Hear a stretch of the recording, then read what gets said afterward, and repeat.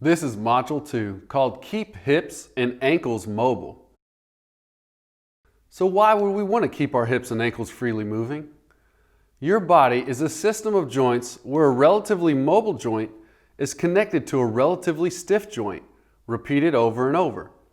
If we look at the entire body, the big toe is designed for mobility, while the arch is relatively stiff. The ankle can move in all three planes, while the knee only really bends in one direction. And the hip is a ball and socket joint that should move in all planes, but the joints in the low back really only allow for side-to-side motion. The thoracic spine, or the vertebrae between your shoulders, are very mobile, while the base of the neck is relatively stiff. The upper part of the neck is obviously very mobile and allows for quite a bit of range of motion just between the first and second vertebrae. It's easy to understand this concept when you examine the knee, which only moves in one way, flexion and extension. Take away the mobility of the hip or the ankle, and the knee is forced to bend in ways it should not.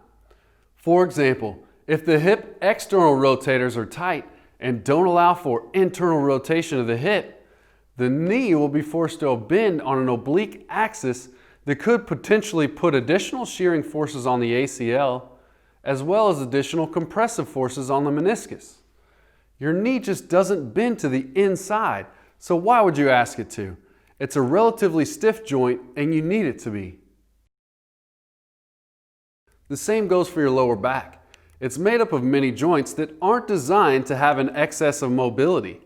A happy low back depends on the mobility of the hips and the thoracic spine, which you can see in pink in the graphic. Mobile ankles are also important to this.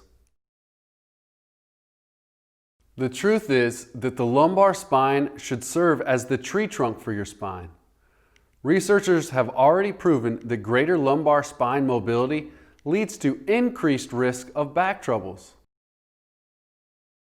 So how is it that folks can hoist weights of 400 pounds overhead in a full squat? Or they can squat 1,000 pounds and yet still have a functioning low back? The answer is that mobility in their hips protects the still lower back area from moving in ways it's not designed to. Just check out how far Chad's hips are flexed, yet his spine is perfectly straight. Chapter 2 is a great place to learn all about how to identify joint restrictions in your mobile joints and what to do about it. But before we move on, I must explain a very common joint restriction that can have very devastating effects to your body when you have it. You know this is you if your coach has told you you have the dreaded butt wink squat, where at the bottom of the squat, the butt suddenly turns to face the ground and the lumbar spine uncoils in flexion.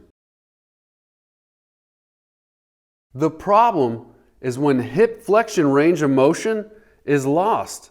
The hip should generally flex to between 110 and 120 degrees during a squat. But let's say that you don't have full flexion of the hip. Hip flexion is lost when the tight hip flexors pull the head of the femur so far forward in the socket that the ball jams into the capsule during flexion.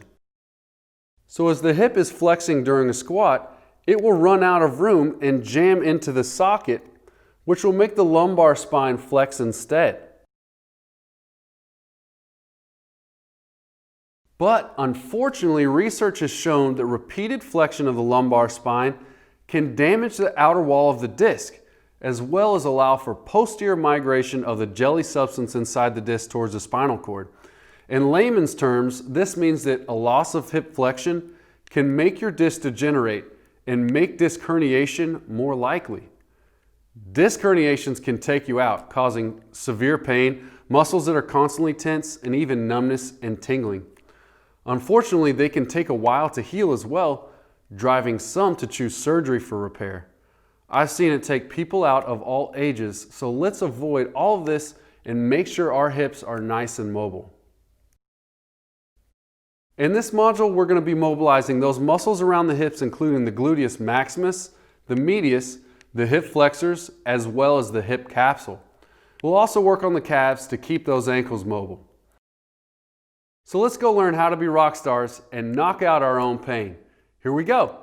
Hi, Dr. Nick here at MobilityWODShop.com.